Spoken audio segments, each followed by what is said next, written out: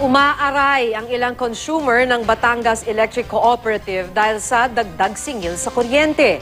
Umalma naman ang ilang pasahero sa banta ng grupo ng mga tsoper na sa pilitang itataas ang pasahe oras na magkaroon ng panibagong oil price hike. Makibalita tayo kay Jennifer Solis. Sa oras na tumaas muli ang presyo ng petrolyo, sa pilitan na raw magdadagdag ng 50 sentimo sa minimum na pamasahe sa jeep ang Alliance of Transport Organization o ACTO.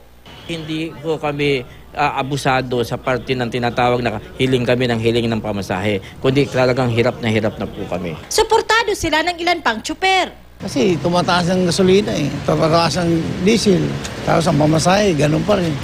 Sa mahal ng diesel, halos 200 pesos raw ang dagdag gastos nila rito. Batay sa datos ng GMA News Research, noong Disyembre, 3 beses tumaas ang presyo ng diesel.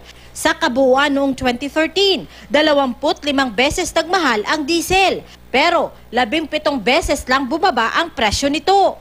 Sa pangkalahatan, halos 4 na piso kada litrong diesel ang nadagdag noong nakaraang taon. Kaya para sa mga tsuper, napapanahon ng ibalik ang 8 pesos and 50 centavos na minimum na pamasahe. Pero ayon sa LTFRB, hanggat wala kaming ibinibigay na pahintulot, ay wala pong dapat na increase sa ating mga pamasahe. Ang ilang pasahero hindi pa raw handa sa dagdag pasahe. Maliit na sweldo mo, babawasan pa yung kita mo, di ba, sa pamasahe. Singil naman sa kuryente ang idinaraing ng mga consumer ng Batangas Electric Cooperative o Batelec 2 sa Lipas City. Noong isang buwan, nagmahal ng halos 2 piso kada kilowatt-hour ang generation charge. In effect po, dahil nga po sa ganitong pangyayari ay nagkaroon po tayo ng kakulangan ng supply ng kuryente.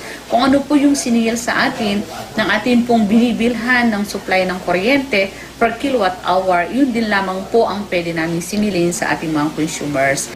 Iimbestigahan naman ng Energy Regulatory Commission ang pagtaas ng generation charge ng ilang electric cooperative sa bansa. Umabot kasi sa 6 na piso kada kilowatt hour ang power rate hike ng ilang kooperatiba noong isang buwan. Jennifer Solis, Nagbabalita, Pilipinas.